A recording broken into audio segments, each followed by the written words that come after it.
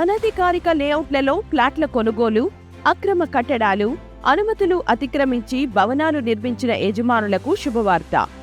LRS, BPS ద్వారా క్రమబద్ధీకరణకు అవకాశం కల్పిస్తోంది తుడా.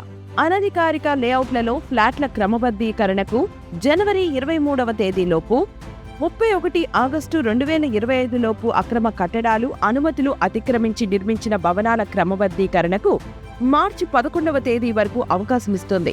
ఈ అవకాశాన్ని సద్వినియోగం చేసుకోవాలని కోరుకుంటూ మరిన్ని వివరాల కోసం సంప్రదించండి. ప్రణాళిక విభాగం, తుడా కార్యాలయం, తిరుపతి. మీ దివాకర్ రెడ్డి, తిరుపతి పట్టణాభివృద్ధి సంస్థ చైర్మన్. సంక్రాంతి పండుగలో కనుమ పండుగ అంటే చాలు గ్రామస్తులంతా కూడా అంగరంగ వైభవంగా నిర్వహించుకుంటారు. తమిళనాడు సరిహద్దు ప్రాంతమైనటువంటి చిత్తూరు జిల్లా, తమిళనాడులో అయితే జల్లికట్టు అంటారు. అయితే మన ఆంధ్రప్రదేశ్లో ఉమ్మడి చిత్తూరు జిల్లాలో మాత్రం పశువుల పండుగని కూడా చాలా ఘనంగా కూడా నిర్వహిస్తారు. పల్లెలో చూడొచ్చు మనమంతా కూడా ప్రతి కోడెద్దులకు అన్నిటికీ కూడా ఎంతో సుందరంగా ముస్తాబు చేసి వీధులలో పరిగెత్తిస్తూ యువతంతా కూడా ఆ కోడెద్దులను పట్టుకునేందుకు కూడా ప్రయత్నిస్తూ ఉంటారు. ఆ కోడెద్దులకు ఆ కొమ్ములకు ఏదైతే తడిక అంటారు, దీన్ని ఒక్కొక్క ఊరిలో ఒక్కొక్క రకంగా పిలుస్తారు, పలక అంటారు. అయితే ఎద్దులు కట్టినటువంటి ఆ పలకలన్నీ కూడా పట్టుకునేందుకు యువతంతా కూడా పోటీ పడుతూ ఆ ఎద్దులతో కూడా రంకులేస్తున్నటువంటి ఎద్దులను నిలవరించేందుకు కూడా పోటీ పడుతుంటారు. మనం చూస్తున్న ఈ రకంగా ఒక్కొక్కరు ఒక్కో రకమైనటువంటి ఫోటోలు కావచ్చు, అభిమాన హీరో ఫొటోస్ కావచ్చు, అదే రకంగా రాజకీయ నాయకుల ఫోటోలు కూడా నిర్మిస్తూ ఉంటారు. ఎందుకు ఈ రకంగా ఎందుకు రెడీ చేస్తారండి దీన్ని? ఇవి పాత పద్ధతి, ఇది మాది నాటా సెంచురీ మధ్యస్థం. ఇది పాత్ర కావాలో చేస్తాం. ఈ ఎద్దుకి పలక కడితే దాన్ని ఏం చేస్తారు? దాన్ని ఏం చేసిన ఎవడు పట్టుకుంటాడు మగవాడు, పట్టుకోకపోతే మేము మగవాళ్ళం. ఎద్దు కట్టిన పలకను పట్టుకున్నాడు మగాడు, లేదంటే మీరు గెలిచినట్టు. మీకు గెలిచినట్టు. అంటే ఎన్ని ఏళ్ళు తరతరాలుగా ఎన్ని ఏళ్ళు చదువుతుంది? కొన్ని తరాలుగా, కొన్ని ఏళ్ళ తరాలు. ఎలా ఉంటుంది అంటే ఊరంతా కూడా ఎలా ఉంటుంది? ఎంతైనా పెద్ద ఇదిగా ఉంటుంది. చూస్తున్నదైతే ఇది ఒక సాంప్రదాయంగా కూడా చాలా ఆనందబద్ధకంగా కూడా నిర్వహించుకుంటారు గ్రామస్తులంతా కూడా. మనం చూస్తున్న ఇది ఒక ఎద్దు మీదేనా అండి ఎద్దు? ఏం అంటే పశువుల పండుగ అంటే మనకు చాలా ఆనందదాయకంగా గడుపుకుంటారు విలేజ్లో. ఎలా ఉంటుంది అంటే ఎలా ఉంటుంది వాతావరణం? మాకు సంక్రాంతి జరిగినప్పుడు ఒక సంతోషంగా చేసుకునే పండుగ ఇది. జల్లికట్టు అంటే కాదు, పశువుల పండుగ. ఏమి ఈ ఎద్దుకు ప్రత్యేకించి మనం చూడవచ్చు ఆంధ్ర పోలీస్. ఒకసారి మనం చూడొచ్చు ఈ కోడకి ఎద్దుకు ఆంధ్ర పోలీస్ అంటూ ఇది కట్టారు. దీన్ని ఇప్పుడు ఎవరైనా తీయగలుగుతారా? తీసుకున్నాడు మొగలు అంటారు. అంతే, తీసుకునే వాళ్ళు తీసుకోవచ్చు. చూస్తున్న ఈ ఎద్దులు కట్టినటువంటి ఆ పలకలు కావచ్చు, ఈ రకమైనటువంటి వాటి అంతా కూడా ఎవరైతే యువత పట్టుకొని దాన్ని కైవసం చేసుకుంటారో వాడు మగవాడు అంటూ కూడా ఒక సరదాగా అయినటువంటి ఒక ఆనవాయితీగా కూడా భావిస్తారు. చూస్తున్నాం మనం పుల్లయ్య గారి పల్లె అనేటువంటి గ్రామంలో ఉన్నాం. పెద్ద ఎత్తున కూడా మిద్దుల పైనంతా కూడా ప్రజలు ఎక్కినటువంటి పరిస్థితి. ఎందుకంటే ఈ యొక్క జల్లికట్టును తిలకించేందుకు, ఈ పశువుల పండుగను తిలకించేందుకు చుట్టుపక్కల గ్రామస్తులంతా కూడా పెద్ద ఎత్తున కూడా తరలి వస్తుంటారు. అయితే రంగంపేట ప్రతి ఏడాది కూడా చాలా ఘనంగా నిర్వహిస్తూ ఉంటారు. అయితే ఈ ఏడాది రంగంపేటలో వాయిదా వేసి పక్కనే ఉన్నటువంటి ఈ యొక్క పుల్లయ్య గారి పల్లె అన్నటువంటి ఈ గ్రామంలో ఘనంగా నిర్వహిస్తున్నటువంటి పరిస్థితి ఉంది. చూస్తున్న ప్రతి ఒక్కరి ఇంట్లో కూడా చుట్టాలు, బంధువులతో కూడా నిండిపోయి ఒక ఆహ్లాద, ఒక పండుగ వాతావరణం నెలకొనింది. ఎక్కడి నుంచి వచ్చారండి? ఊరేనా మీది? మాది కాశ్మీర్లో అండి. ఓన్లీ పశువుల పండుగ కోసం వచ్చారు? అవునండి. ఎలా ఉంటుంది? బాగుంటుందండి, బాగా అందడిగా ఉంటుంది. అంటే సంక్రాంతి అంటేనే మనకు తెలియంటి వరకు ఒక పెద్ద పండుగ. కనుమ పండుగ అంటే గ్రామాల్లో ఇంకా బాగా ఆహ్లాదకరంగా ఉంటుంది. ఎలా ఉంటుంది ఈ పండుగ జరుపుతాము? ఇక్కడ 100 సంవత్సరాలు చేస్తున్నారు మా తాత ముత్తాతల నుంచి. మేము ఉండే హైదరాబాద్లో, మా బామార్ది ఉండేది బెంగళూరులో. ఈ చుట్టుపక్కల చెన్నై నుంచి కానీ, బెంగళూరు నుంచి కానీ, చుట్టుపక్కల గ్రామస్తులు, బంధువులు అందరూ ఈ పండుగ కంపల్సరీ వస్తారు. చాలా ఎంజాయ్ చేస్తారు. ఎందుకంటే పశువులు వదులుతాడు, అలంకరణ చేసి బహుమతి కట్టి వదులుతారు. పట్టుకుని నిలువరించిన వాళ్ళకి వాళ్ళ బహుమతి దక్కుతుంది. అదొక ఆనందం అన్నమాట. మేము పట్టుకునే వాళ్ళు నిలువరించామని వేసి. సో ఈ పండుగ చూడడం కోసం చిన్నపిల్లలు కానీ వృద్ధుల వరకు చాలా హ్యాపీగా ఉంటారు. అలంకరణ చేయడం కానీ, పశువులకు కానీ సేఫ్టీ చేసుకొని ఈ పులయారపురం గ్రామస్థ యూత్ 10 లక్షల రూపాయలు ఖర్చు పెడుతున్నారు ఈ ఫంక్షన్ అరేంజ్ చేసామంటే. అంత ఖర్చు ఉంది దీనికి అరేంజ్మెంట్కి. సేఫ్టీ కోసం కానీ, సిమెంట్ రోడ్ల మీద మట్టి పోయడం కానీ, పశువుల అలంకరణ కానీ. అసలు మా తమ్ముడు దిలీప్ చెన్నై నుంచి వచ్చాడనమాట.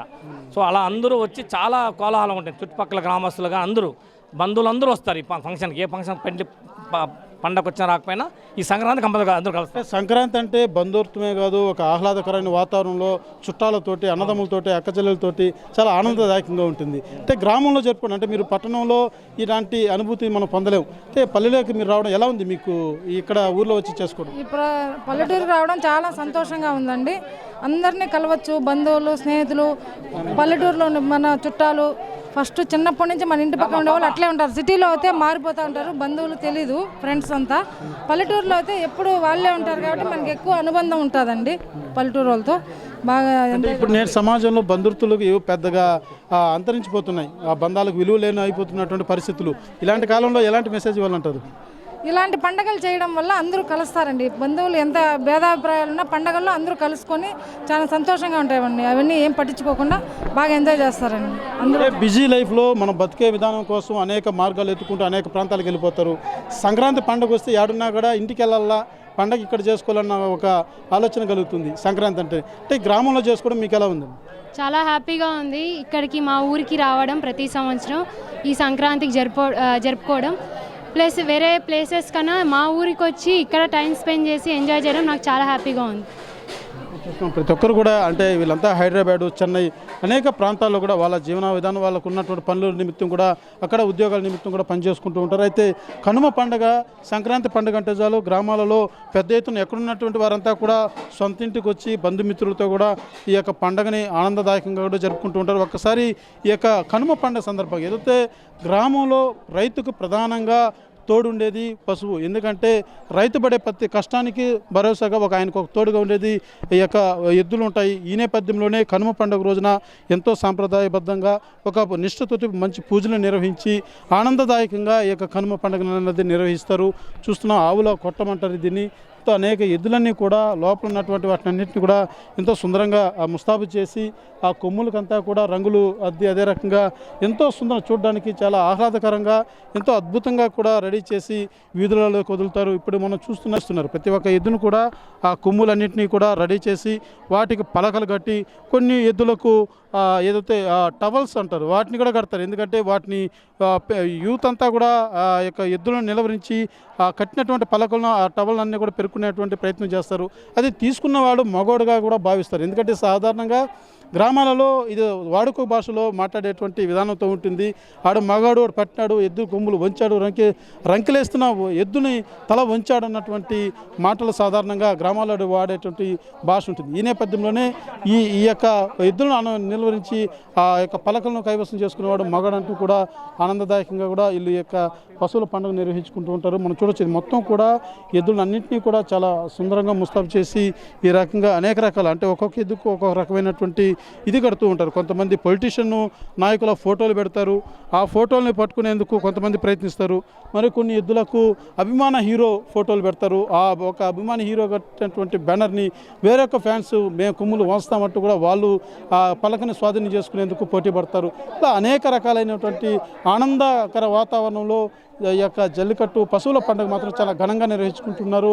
రంగంపేట సరిహద్దు గ్రామాల్లో ఉన్నటువంటి అన్ని ప్రాంతాల్లో కూడా ఇదే పండుగ వాతావరణం కనబడుతుంది, ఉమ్మడి చిత్తూరు జిల్లా వ్యాప్తంగా కూడా. కెమెరా పర్సన్ కోటితో సురేష్, RTV, పుల్లయ్య గారిపల్లి. చరిత్ర సృష్టించినోడు ఇప్పుడు ఆ చరిత్రని తిరగరాయబోతున్నాడు. అబద్ధాల గోడల్ని బద్దలు కొట్టి నిజాలను రాగా మీ ముందుంచబోతున్నాడు. నిజమైన వార్తల కోసం వెంటనే డౌన్లోడ్ చేసుకోండి రా యాప్ని.